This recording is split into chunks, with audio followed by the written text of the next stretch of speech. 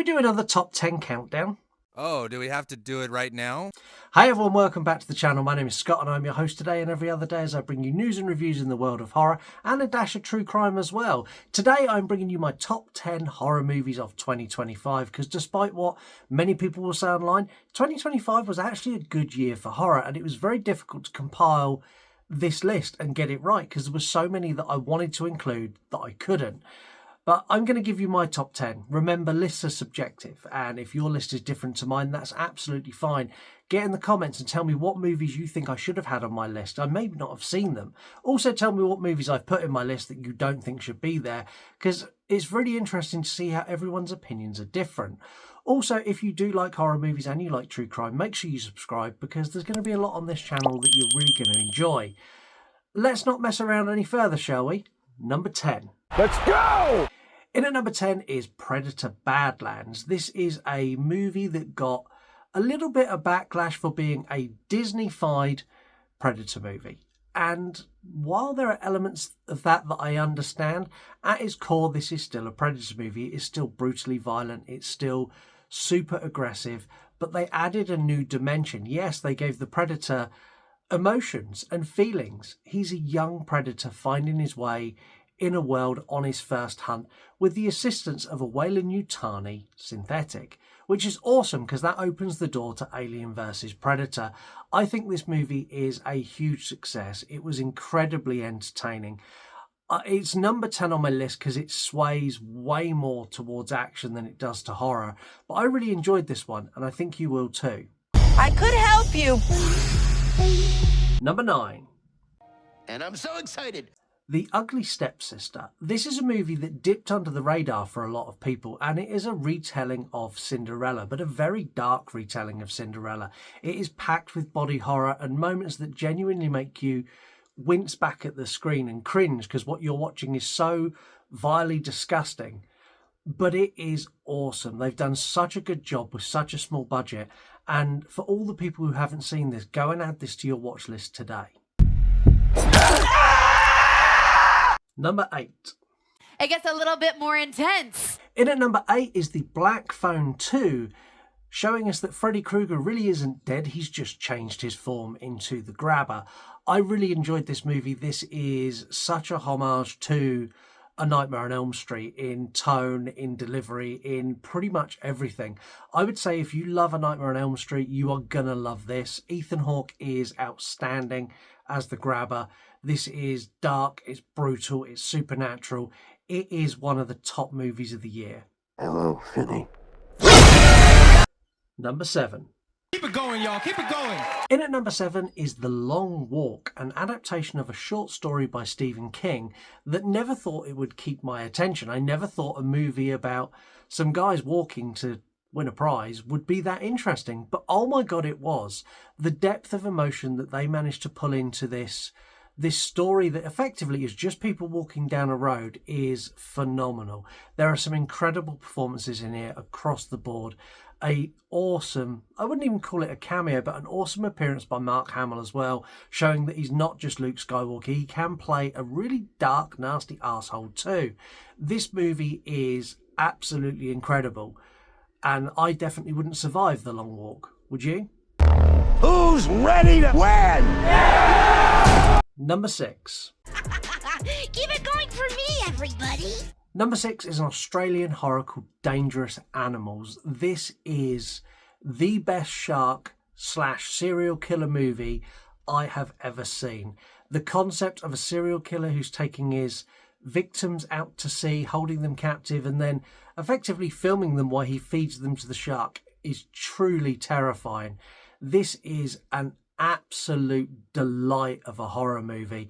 It's tense, it's scary, it has elements that make you feel like that original Jaws, that just sort of edge of your seat stuff. This is one of the best shark movies I've ever seen, and I really, really enjoyed this. Welcome aboard. Number 5. High five. This is a high five moment. Another entry for the Predator franchise and the first animated movie that has ever appeared on a top 10 list of horror for me, Predator Killer of Killers. This movie is phenomenal. the artistry that's gone into creating this world, coupled with the story of like Predator in a different time, is phenomenal. I cannot praise this movie enough. And there are so many people in the horror world who do not watch animation because they're like, no, it's a cartoon, it's for kids. This is one of the best horror movies of the year. It is the best Predator movie that we have ever had, and I'm including the original. And they need to now do more Predator movies like this. Drop the Predator into different timelines and let me watch what happens when he goes against their greatest warriors. This one's an absolute banger. Number 4. I want more.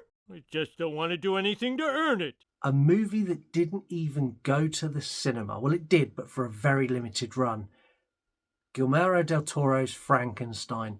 This movie sat with me a lot after I watched it, and I had to go back, and I've now watched it multiple times. The visual display that we get in this movie, coupled with the emotional tone of the monster and of Dr. Frankenstein, this is the greatest adaptation of Mary Shelley's Frankenstein. It's not 100% accurate, but what they've given us is a retelling that will last a generation. This is the modern day telling.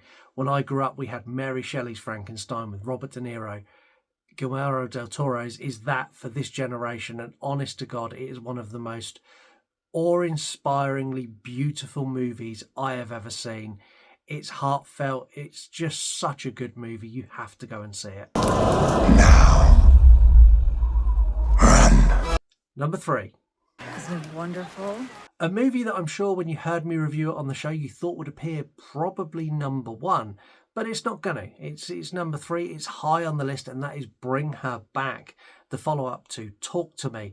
This movie is incredibly dark. It has a horrifically dark tone and deals with very, very serious subjects, and does it in a way that at times makes you cringe away from the screen in embarrassment, and other times cringe away from the screen in sheer terror. I adore this movie. I think they've done such a good job with such a small budget, but there are plot holes that we highlighted in the show that on a rewatch I can't now unsee them. This movie is damn near perfect, and I can't wait to see what the Philippou brothers do next. This one is definitely, it's number 3. It should have been higher, but there's plot holes, damn it. It's number 3. Oliver lost his family just like you guys. Number 2. I'm all yours. Another movie that I'm sure many of you thought would be my top horror movie of the year, Sinners. This film is gorgeous. It is beautifully shot. It tells an incredible story. Michael B. Jordan is Oscar level good delivering Smoke and Stag. Those two characters are so different in their delivery and who they are, and he does an incredible job to basically convince me that they're two separate people. The vampires in this are horrifically monstrous, and in such a almost like we've got a bit of southern charm, but we're an evil vampire kind of way, and it really, really works. The use of musical score in this is the greatest musical score I've seen in a horror movie for a generation and some. Like, this is so good. The musical cues are so on point. The Delta blues used in here, like everything that they do musically, especially that scene where we're transcending time and we're seeing all the cultures come together, is honestly awe-inspiring. Ryan Coogler is an absolute master horror director, and I cannot wait to see what he does next. I'm so excited to see how that progresses for him, and I'm desperate to see if we get another movie in the Sinners world, because I think there's more story to tell here, and honestly this film is absolutely fabulous. Love you, brother. Be careful. I will. Number 1. One more round. My number 1 is a movie you probably all forgot about because it came out right at the beginning of the year, and that movie is Companion. I absolutely adored this more grounded take on an AI, basically love bot, sex bot. I hate the phrase sex bot. They say it in the movie. This is a really clever way to show a more real world way that an AI would interact with us. It's not just a sex bot that does exactly what it's told. Well, it is, but then they use it to frame it for a murder, and what follows is purely just excitement and fun. Sophie Thatcher in this is outstanding. This cemented her as horror gold for me. She is the ultimate robot final girl. In fact, the only robot final girl, and she's just incredible. Jack Quaid is scumbag, like better than I could ever imagine anyone could be scumbag, and those two paired together give us arguably the best on-screen couple performance of the year, definitely two of the best performances of the year, and in my opinion, the best horror movie of the year. Yeah, well, you know, that's just like your opinion, man. Well, that's it for this top 10 countdown. Again, let me know in the comments which one of the movies that you would move around. Like, give me your list. Give me your number one movie of 2025. Let me know if there's any on my list that you wouldn't have there, or any that I've missed that maybe I haven't watched and I need to go and see. Like, get those in the comments down below and I'll watch them and I'll review them. But until next time, have a wonderful week. Thank you so much for watching and supporting the channel. Don't forget to subscribe, and I will see you on the next one. Oh man, I can't wait that long.